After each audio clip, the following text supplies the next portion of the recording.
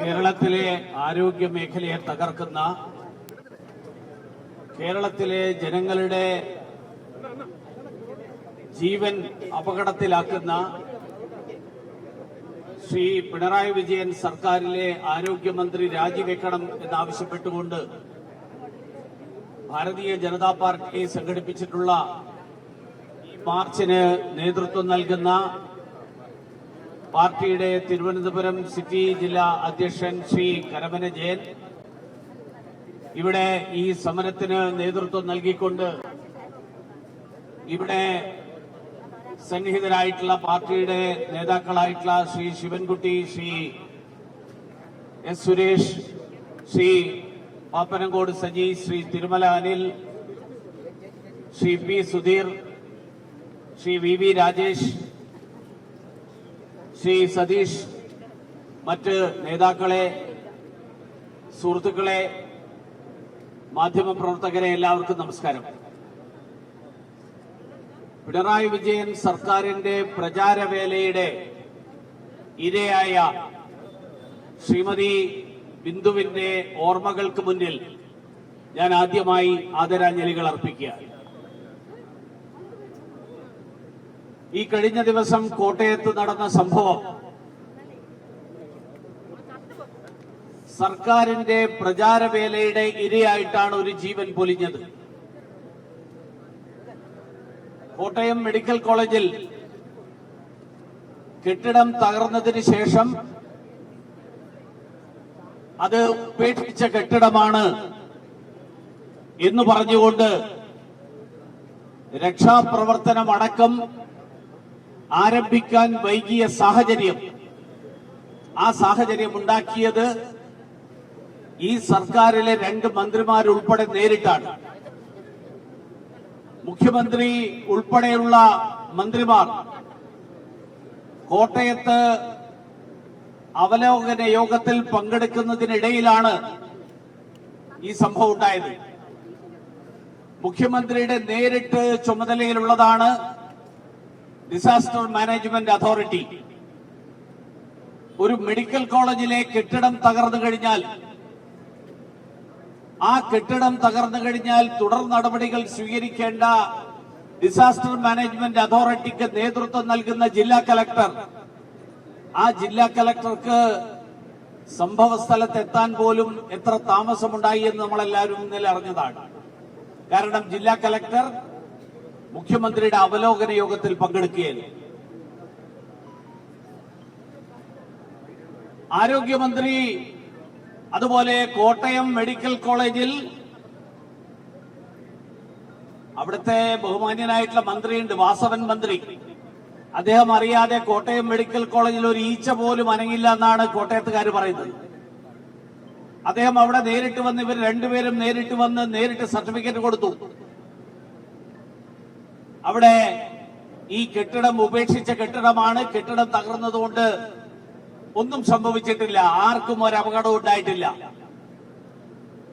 നമ്മുടെ ആരോഗ്യമന്ത്രി അവരുടെ നിയമസഭയിലെ പ്രസംഗം നമ്മളെല്ലാവരും കേട്ടിട്ടുള്ളതാണ്. ഈ നാടിന്റെ കപ്പിത്താനെ കുറിച്ചിട്ടുള്ള പ്രസംഗം. ആരോഗ്യ വകുപ്പിന് കപ്പിത്താനില്ലാത്ത അവസ്ഥയാണ് മാഡം. ആരോഗ്യ വകുപ്പ് എന്ന കപ്പൽ അത് പകുതി മുങ്ങിക്കഴിഞ്ഞിരിക്കുകയാണ്. ബിന്ദു എന്ന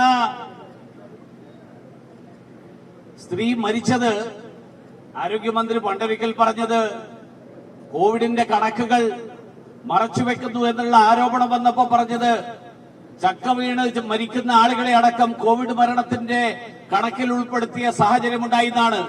ഇവിടെ ബിന്ദു മരിച്ചത് ചക്ക വീണിട്ടല്ല വേണം, കെട്ടിടം തകർന്നിട്ടാണ്.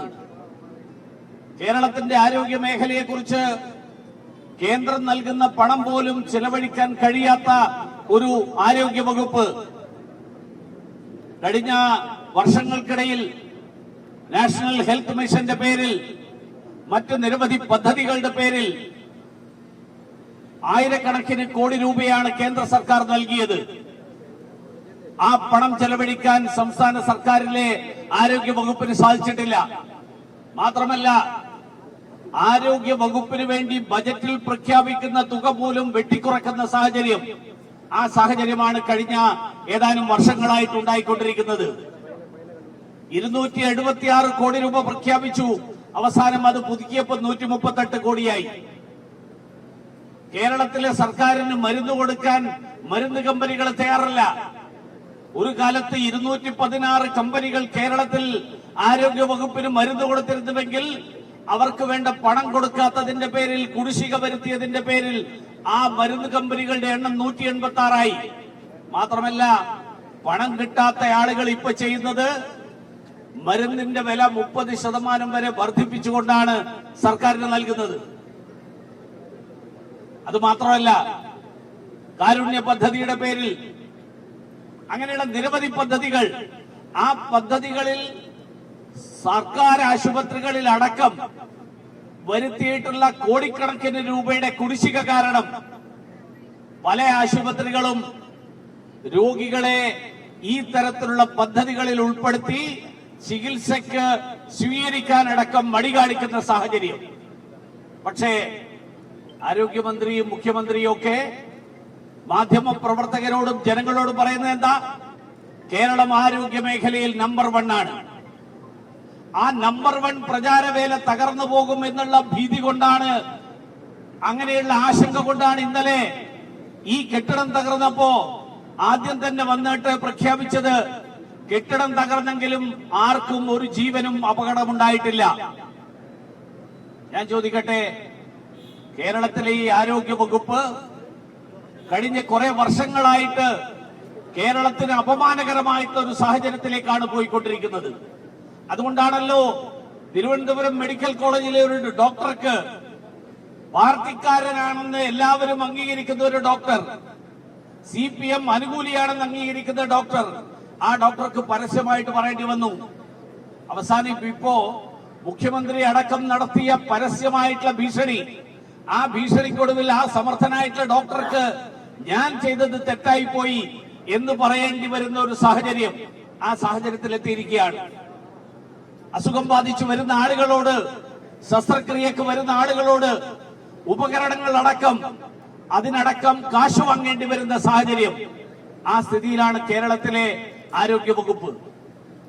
അങ്ങനെ തകർച്ചയിലായിട്ടുള്ള ആരോഗ്യ വകുപ്പ്. ഇതിന്റെ കൂട്ടത്തിൽ 2 പ്രതികൾ കൂടി ഈ സംഭവത്തിലുണ്ട്. ഞാൻ നേരത്തെ പറഞ്ഞു, ഡിസാസ്റ്റർ മാനേജ്മെന്റ് അതോറിറ്റിയുടെ ചുമതല വഹിക്കുന്ന മുഖ്യമന്ത്രി. ഡിസാസ്റ്റർ മാനേജ്മെന്റ് അതോറിറ്റിയുടെ ചുമതലയല്ലേ ഒരു കെട്ടിടം തകർന്നു കഴിഞ്ഞാൽ ആ കെട്ടിടത്തിനകത്ത് ആരെങ്കിലും പെട്ടിട്ടുണ്ടോ എന്ന് പരിശോധിക്കുക എന്നുള്ളത്? എന്തുകൊണ്ട് ഇത്രയും കാലതാമസം വന്നു? എന്തുകൊണ്ട് ജില്ലാ കളക്ടർ ഉടൻ സ്ഥലത്തെത്തിയിട്ടില്ല? ബഹുമാന്യനായിട്ടുള്ള മുഖ്യമന്ത്രി നേരിട്ട് കൈകാര്യം ചെയ്യുന്ന വകുപ്പാണ് ഡിസാസ്റ്റർ മാനേജ്മെന്റ്. ആ വകുപ്പിന്റെ കുത്തഴിഞ്ഞ അവസ്ഥ കഴിഞ്ഞ കാലങ്ങളിൽ പ്രളയത്തിന്റെ കാലത്തും മണ്ണൊലിക്കലിന്റെ കാലത്തും അതുപോലെ ഉരുൾപൊട്ടലിന്റെ കാലത്തുമൊക്കെ നമ്മൾ കണ്ടിട്ടുള്ളതാണ്, നമ്മൾ അനുഭവിച്ചിട്ടുള്ളതാണ്. കോട്ടയം മെഡിക്കൽ കോളേജിൽ ഈ സംഭവത്തോടുകൂടി ഒരിക്കൽ കൂടി അത് വ്യക്തമായിരിക്കുകയാണ്. മറ്റൊരാൾ കൂടിയുണ്ട്, അയാൾ ഇന്നലെ മുതൽ മിണ്ടിയിട്ടില്ല, നമ്മുടെ മരുമകൻ മന്ത്രി. കാരണം പൊതുമരാമത്ത് വകുപ്പ് അദ്ദേഹത്തിന്റെ ചുമതലയാണ്. 2013 മുതൽ ഫിറ്റ്നസ് സർട്ടിഫിക്കറ്റ് കൊടുത്തിട്ടില്ലാത്ത കെട്ടിടമാണിത്. ആ കെട്ടിടം എന്താ പൊളിച്ചു നീക്കാതിരുന്നത്? ആ കെട്ടിടത്തിന് ഫിറ്റ്നസ് ഇല്ലെങ്കിൽ അവിടെ ഒരു ബോർഡ് സ്ഥാപിക്കേണ്ടതായിരുന്നില്ലേ? ഈ കെട്ടിടത്തിനകത്ത് ഇത് അപകടാവസ്ഥയിലാണ്, ഇതിനകത്ത് ആരും പ്രവേശിക്കരുത്, അവിടെ ആരും പ്രവേശിക്കുന്നില്ല എന്ന് ഉറപ്പുവരുത്താനുള്ള സംവിധാനങ്ങൾ ഏർപ്പെടുത്തേണ്ടിയിരുന്നതല്ലേ കേരളത്തിലെ പൊതുമരാമത്ത് വകുപ്പ്? ആ പൊതുമരാമത്ത് വകുപ്പിനും ഇതിൽ ഉത്തരവാദിത്വമുണ്ട്. ബിന്ദുവിന്റെ മരണം കേവലം വീണ ജോർജിന്റെ കെടുകാര്യസ്ഥത കൊണ്ട് മാത്രമല്ല, മരുമകൻ മന്ത്രിയുടെ നേരിട്ടുള്ള ചുമതലയിലുള്ള മാസം തോറും ദേശീയപാത പരിശോധിക്കാൻ ഇറങ്ങി പുറപ്പെടുന്നു എന്ന് വീമ്പിളക്കുന്ന മന്ത്രി അപകടത്തിലായ ഉപയോഗരഹിതമാണ് എന്ന് പറയുന്ന ഒരു കെട്ടിടം, ആ കെട്ടിടം ഒന്നുകിൽ പൊളിച്ചു മാറ്റണം. 2013 ശേഷം ഫിറ്റ്നസ് ഇല്ല എന്നാണ് പറയുന്നത്. 10 വർഷമായി, 11, 12 വർഷമായി, 12 വർഷമായിട്ട് ഫിറ്റ്നസ് സർട്ടിഫിക്കറ്റ് ഇല്ലാത്ത ഒരു കെട്ടിടം മെഡിക്കൽ കോളേജിന്റെ ക്യാമ്പസിനകത്ത് നിലനിൽക്കുക, ഇന്നലെ രാവിലെ പോലും നൂറുകണക്കിന് രോഗികളുടെ കുത്തിരിപ്പുകാർ അവരൊക്കെ ആ കെട്ടിടത്തിലെ പ്രാഥമിക സൗകര്യങ്ങൾക്ക് വേണ്ടിയിട്ടുള്ള സംവിധാനങ്ങൾ ഉപയോഗപ്പെടുത്താനുള്ള സാഹചര്യം ഉണ്ടാക്കി കൊടുക്കുക. ഈ മരണത്തിന് ഉത്തരവാദികൾ, ആ ഉത്തരവാദികളിൽ പൊതുമരാമത്ത് വകുപ്പിന് അതിൽ നിന്ന് കൈകഴുകി മാറാൻ പറ്റുമോ? എന്തുകൊണ്ട് ഇത് സംഭവിക്കുന്നു? 12 കൊല്ലമായിട്ട് എന്തുകൊണ്ട് ഇതിനെ സംബന്ധിച്ച് ഒരു വിലയിരുത്തലും നടക്കുന്നില്ല? ഫിറ്റ്നസ് ഇല്ലാത്ത ഒരു സർട്ടിഫിക്കറ്റ് ഇല്ലാത്ത ഒരു കെട്ടിടം കേരളത്തിലെ മെഡിക്കൽ കോളേജിന്റെ ആ ക്യാമ്പസിനകത്ത് നിലനിൽക്കാൻ ആരുടെ അനുവാദ പ്രകാരമാണ് അതിനു വേണ്ടിയിട്ടുള്ള സംവിധാനം ഒരുക്കിയത്?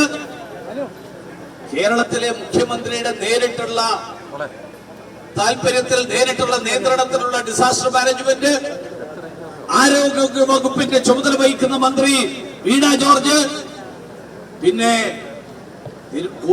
കോട്ടയം മെഡിക്കൽ കോളേജ് നേരിട്ട് ഭരിക്കുന്ന കോട്ടയത്തുകാരൻ വാസവൻ മന്ത്രി, പിന്നെ നമ്മുടെ മരുമകൻ മന്ത്രി, ഇവരുടെ 4 പേരുടെ നിരുത്തരവാദപരമായിട്ടുള്ള നിലപാടുകളുടെയും നയങ്ങളുടെയും പെരുമാറ്റത്തിന്റെയും ഫലമായിട്ടാണ് കേരളത്തിലെ ഒരു ആശുപത്രിയിൽ കൂട്ടിരിപ്പിന് പോയ ഒരു സ്ത്രീക്ക് ജീവൻ നഷ്ടപ്പെടുന്ന സാഹചര്യം ഉണ്ടായത്. അത് കഴിഞ്ഞിട്ടും പ്രചാരവേലക്കൊട്ടും കുറവില്ല. ഈ കെട്ടിടം തകർന്നപ്പോൾ വീണ ജോർജും വാസവൻ മന്ത്രിയും കേരളത്തിലെ ആരോഗ്യ മേഖലയുടെ നേട്ടങ്ങളെ കുറിച്ച് മാധ്യമ പ്രവർത്തകരെ ബോധ്യപ്പെടുത്താൻ വേണ്ടിയിട്ടുള്ള ശ്രമമാണ് നടന്നത്. കേരളത്തിൽ വ്യാപകമായി നടമാടുന്ന അഴിമതി, ആ അഴിമതിയാണ് ഇതിന്റെയൊക്കെ പിന്നില്. മരുന്ന് കമ്പനിക്കാരുമായിട്ടുള്ള കരാറുകളിൽ അഴിമതി, കെട്ടിട നിർമ്മാണത്തിന്റെ പേരിലുള്ള അഴിമതി, അങ്ങനെയുള്ള അഴിമതിക്കാർക്ക് കൂട്ടുനിൽക്കുന്ന ഈ അഴിമതി കൂട്ടത്തെ കേരളത്തിലെ ജനങ്ങൾ അടിച്ചു പുറത്താക്കുന്ന സാഹചര്യം, ആ സാഹചര്യം അധികം താമസിയാതെ ഉണ്ടാകും എന്നുള്ള കാര്യത്തിൽ ആർക്കും ഒരു സംശയവും വേണ്ട. അതുകൊണ്ട് കേരളം നമ്പർ 1 എന്നുള്ള പ്രചാരവേല നടത്തി ഒരാൾക്ക് ആരോഗ്യ വകുപ്പിലെ വീഴ്ചകൾ പറയാനുള്ള സാഹചര്യം പോലുമില്ല. കാരണം മുഖ്യമന്ത്രിക്ക് വാഴ്ത്തുപാട്ടുകൾ മാത്രമേ ഇഷ്ടമുള്ളൂ, അല്ലാത്ത ഒരു കാര്യവും മുഖ്യമന്ത്രിക്ക് ഇഷ്ടമല്ല. ആ വാഴ്ത്തുപാട്ടിന്റെ കാലഘട്ടം, ആ കാലഘട്ടം സൃഷ്ടിച്ചുകൊണ്ട് കേരളത്തെ അപകടകരമായിട്ടുള്ള സാഹചര്യത്തിലേക്ക് തള്ളിവിടുന്ന ഈ സർക്കാരിന് അധികകാലം ആയുസ്സിനിയില്ല എന്ന് മുന്നറിയിപ്പ് നൽകാൻ ഞാൻ ഈ അവസരത്തിൽ ആഗ്രഹിക്കുകയാണ്. അതുകൊണ്ട് ഇവരെ ചവിട്ടി പുറത്താക്കി ചാണകം തെളിയിച്ചാൽ മാത്രമേ കേരളത്തിലെ ആരോഗ്യ രംഗത്തെ ശുദ്ധീകരിക്കാൻ കഴിയുകയുള്ളൂ.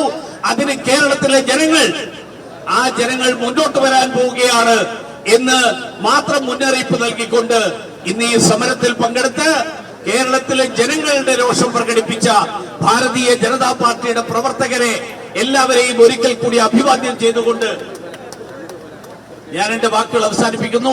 എല്ലാവർക്കും നമസ്കാരം.